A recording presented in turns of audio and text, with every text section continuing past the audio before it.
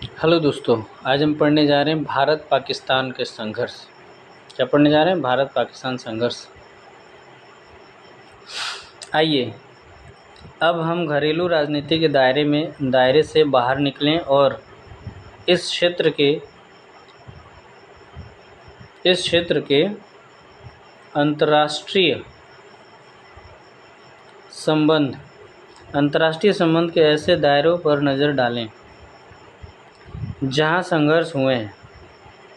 शीत युद्ध की समाप्ति का यह अर्थ नहीं कि इस इलाके में भी संघर्ष और तनाव समाप्त हो गए। शीत युद्ध की समाप्ति तो किसी और बात की थी। हम आंतरिक लोकतंत्र या जातीय संघर्ष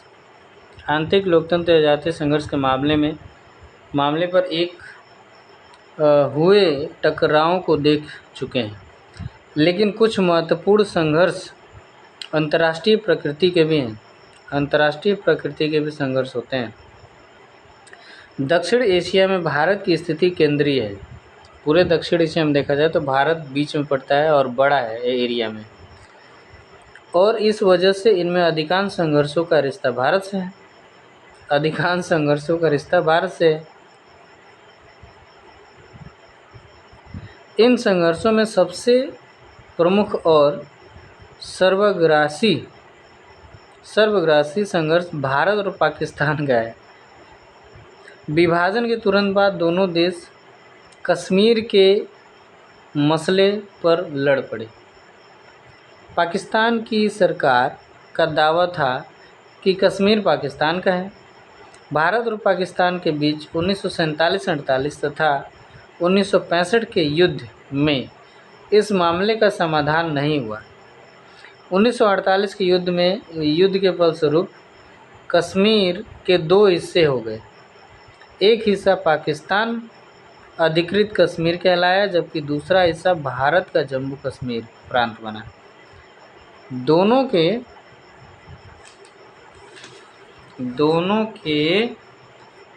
बीच नियंत्रण सीमा रेखा 1971 में भारत ने पाकिस्तान के खिलाफ एक निर्णायक युद्ध जीता। 1971 में भारत ने पाकिस्तान के खिलाफ एक निर्णायक युद्ध जीता, लेकिन कश्मीर मसला अनसुलझा रहा। मतलब तब भी अनसुलझा ही रहा। सामरिक मामले जैसे सियाचिन ग्लेशियर जो है युद्ध स्थल, सबसे हाईएस्ट युद्ध स्थल है। यहाँ पे मेघदूत होता है,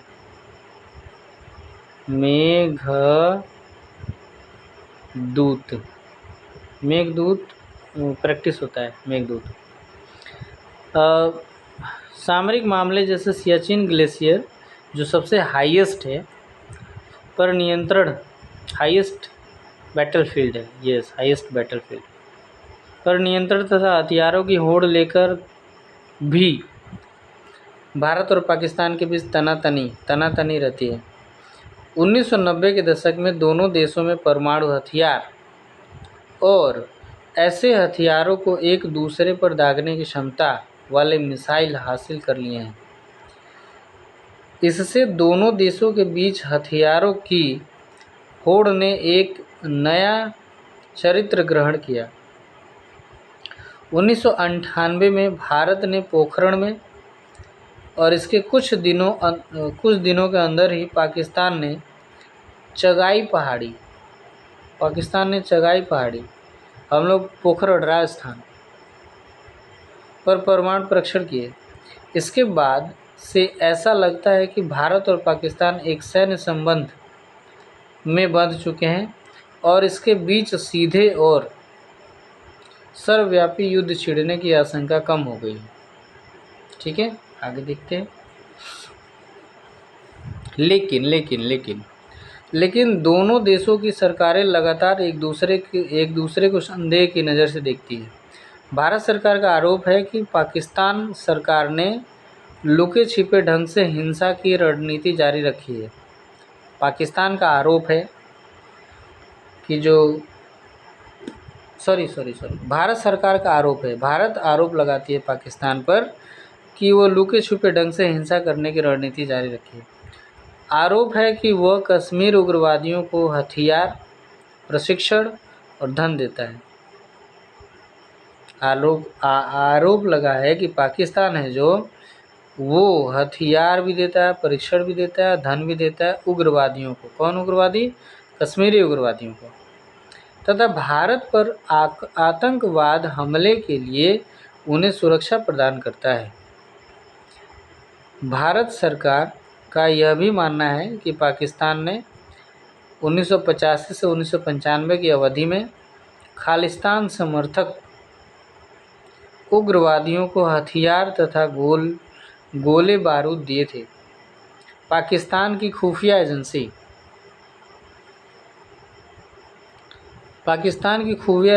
ISI, इंडियन सर्विसेज इंटेलिजेंस पर बांग्लादेश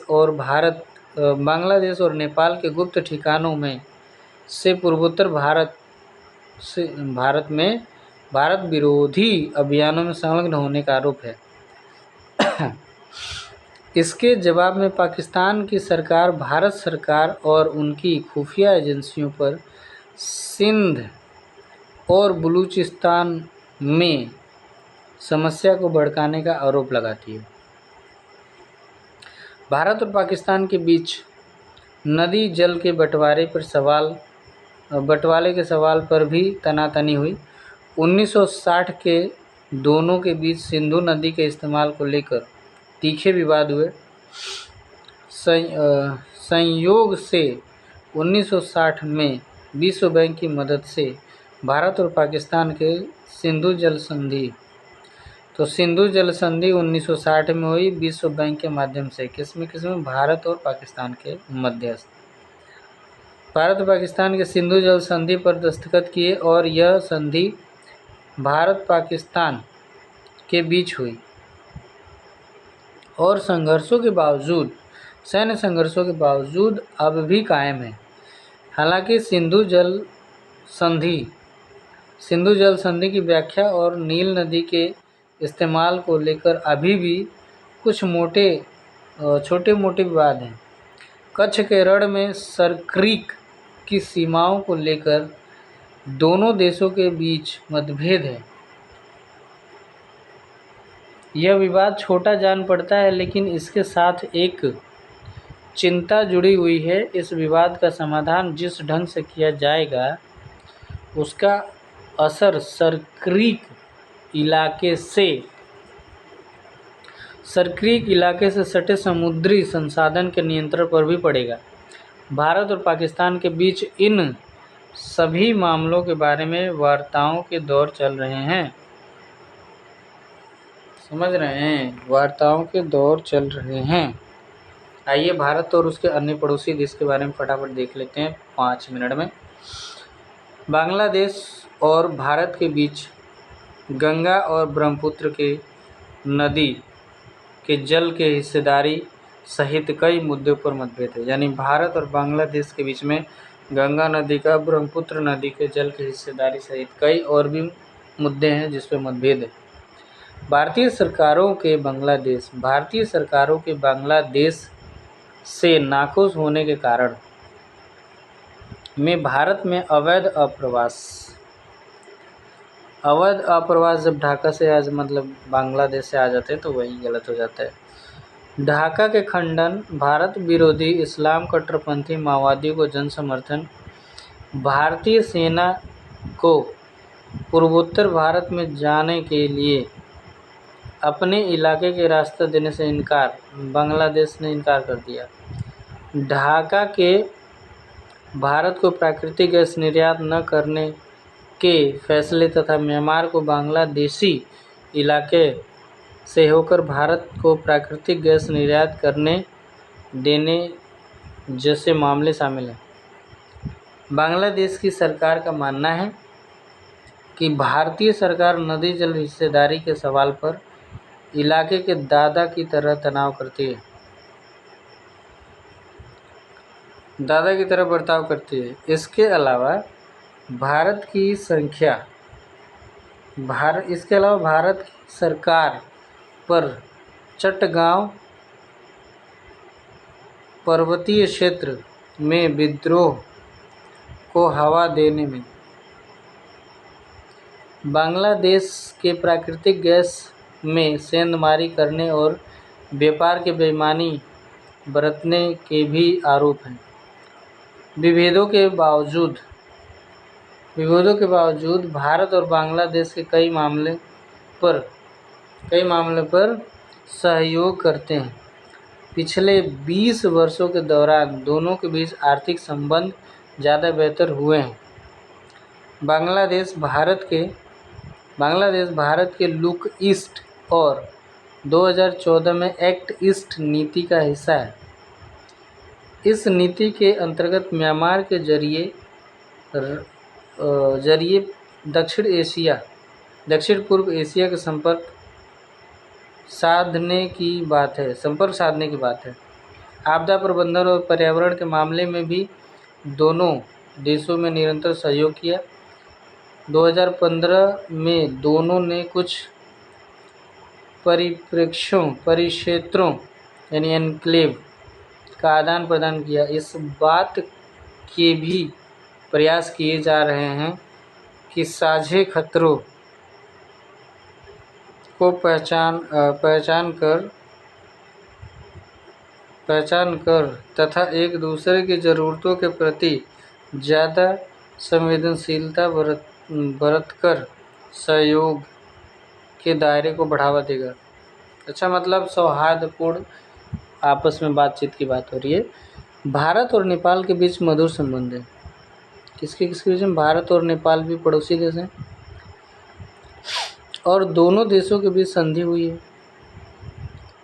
इस संधि के तहत दोनों देशों के नागरिक एक दूसरे के देश में बिना पासपोर्ट यानी पारपत्र और वीज़ा यानी बिना पासपोर्ट और बिना वीज़ा के आ जा सकते हैं और काम कर सकते हैं। खास संबंधों के बावजूद दोनों देश के बीच अतीत में व्यापार से संबंधित मनमुटाव पैदा हुए। नेपाल की चीन के साथ दोस्ती को लेकर भारत सरकार ने अक्सर अपनी अप्रसन्नता जताई है। नेपाल सरकार भारत विरोधी तत्वों के खिलाफ कदम नहीं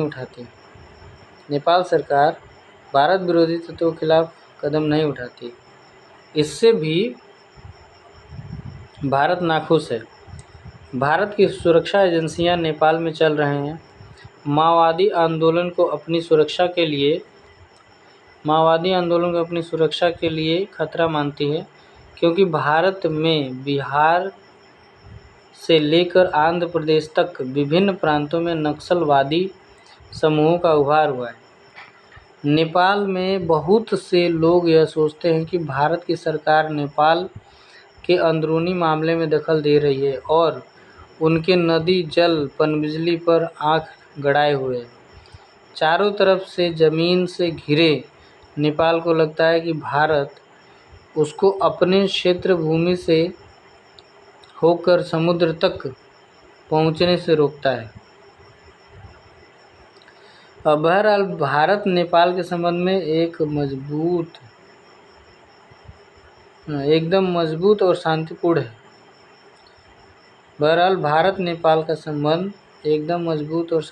है। विभेदों के बावजूद दोनों देश व्यापार, वैज्ञानिक उपयोग, साझे प्राकृतिक संसाधन, बिजली उत्पादन और जल प्रबंधन ग्रिड के मसले पर एक साथ है। नेपाल में लोकतंत्र की बहाली से दोनों देशों के बीच संबंधों और अनेक मजबूत होने के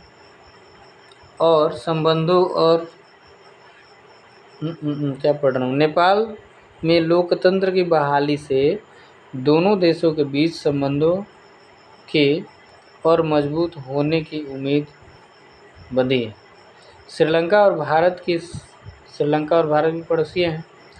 श्रीलंका और भारत की सरकार के संबंध में तनाव इस द्वीप में जारी जातीय संघर्ष को लेकर है। जब तमिल आबादी राजनीतिक रूप से हम्म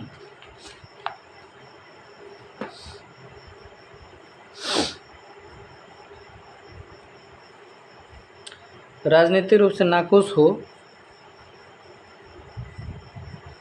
राजनीतिक रूप से नाखुश हो और उसे मारा जा रहा हो तो ऐसे में भारतीय नेताओं और जनता का तटस्थ बने रहना असंभव लगता है। अभी आपने वो केस देखा है ना, मिशन सिंदूर। 1987 के सैन्य हस्तक्षेप के बाद से भारतीय सरकार श्रीलंका के अंदरूनी मामले में असंलग्नता की नीति पर अमल कर रही है। असंलग्नता मतलब जो एडजेसेंट ना हो, पास में ना हो, थोड़ी डिस्टेंस क्रिएट करें।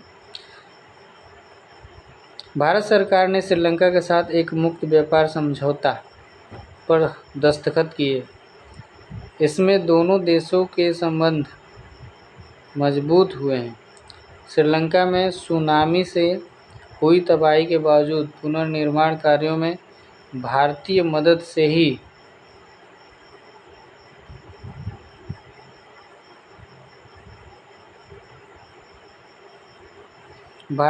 से ही दोनों देश एक दूसरे के करीब आए हैं।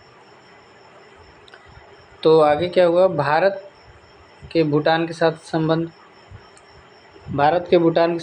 क्या है? भारत भूटान के अच्छे संबंध हैं, अच्छे रिश्ते हैं। भूटान सरकार के साथ कोई बड़ा झगड़ा नहीं है।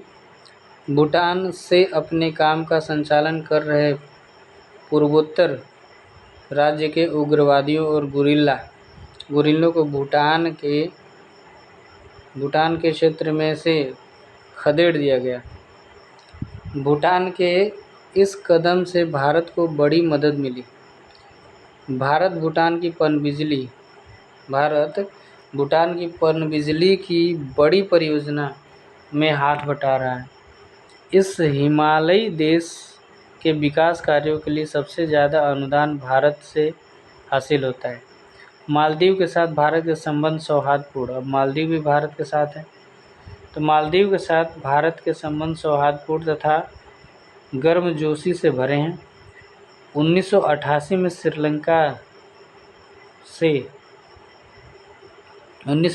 में श्रीलंका से आए कुछ भाड़े के तमिल सैनिकों ने मालदीव पर हमला किया। मालदीव ने जब आक्रमण रोकने के लिए भारत से मदद मांगी तो भारतीय वायुसेना और नौसेना तुरंत कार्रवाई की। भारत में मालदीव के आर्थिक विकास, पर्यटन और मत्स्य उद्योग में भी मदद की है। आपने ध्यान दिया होगा, कहाँ पढ़ता हूँ कहाँ चला जाता हूँ, आप लोगों को दिखाई नहीं देता, सॉरी। सबसे ज़्यादा अनुदान भारत का यहाँ शामिल है साउथ ईस्ट एशिया में। मालदीव के साथ भारत के संबंध सौहार्दपूर्ण है, अच्छे हैं, गर्मजोशी से भरे हैं। 1988 में श्रीलंका से आए कुछ बड़े भाड़े के तमिल सैनिकों ने मालदीव पर हमला किया। मालदीव ने जब आक्रमण रोकने के लिए भारत से मदद मांगी तो मालदीव यानी भारतीय वायुसेना और नौसेना की तुरंत कार्रवाई की गई। भारत ने मालदीव और आर्थिक विकास, पर्यटन और मत्स्य उद्योग में भी मदद की है। आपने ध्यान दिया होगा कि दक्षिण एशिया के छोटे पड़ोसियों के साथ भारत को कई समस्याओं का सामना करना पड़ा है। भारत का आकार बड़ा है और वह शक्तिशाली है। इसकी वजह से अपेक्षाकृत छोटे देशों का भारत के इरादों को लेकर शक करना लाजमी है। एक छोटा सा पैराग्राफ है, इत्तू सा पैराग्राफ है। दूसरी तरफ भारत सरकार को अक्सर महसूस होता है कि पड़ोसी देश उसका बेजा फ़ायदा उठा रहे हैं। भारत नहीं चाहता कि इन देशों में राजनीतिक अस्थिरता पैदा हो। उसे तय लगता है कि ऐसी स्थिति से बाहर ताकतों को इस क्षेत्र में प्रभाव जमाने में मदद मिलेगी। छोटे देशों को लगता है कि भारत दक्षिण एशिया में अपना दबदबा कायम करना चाहता है। छोटे देशों को ऐसा लगता है। दक्षिण एशिया के सारे झगड़े सिर्फ भारत और उसके पड़ोसी देशों के बीच ही नहीं है। नेपाल का भूटान के साथ, बांग्लादेश का म्यांमार के साथ जातीय मूल नेपाल, भूटान तथा बांग्लादेश म्यांमार के बीच जातीय मूल के नेपालियों ने भूटान अप्रवास तथा रोहिंग्या लोगों के म्यांमार में अप्रवास के मसले पर मतभेद रहे हैं। बांग्लादेश और नेपाल के बीच हिमालयी नदियों के जल की हिस्सेदारी को लेकर खटपट है। यह बात सही है कि इस इलाके के भी सभी बड़े झगड़े भारत और इसके पड़ोसी देशों के बीच है। इसका एक कारण दक्षिण एशिया का भूगोल भी है, जहां भारत बीच में स्थित है और बाकी देश भारत की सीमा के इर्द-गिर्द पड़ते हैं। ओके। ये वीडियो थोड़ा लंबा ना हो जाए, इसके लिए बहुत बहुत धन्यवाद। और मैं 10वीं और 12वीं की बुक से बना रहा हूँ। ऐसे एनसीईआरटी में 9वीं और 11वीं से भी बनाऊँगा। अभी 10वीं 12वीं से बना रहा हूँ। तो आप लोग मस्त रहिए, stay happy. Thank you so much.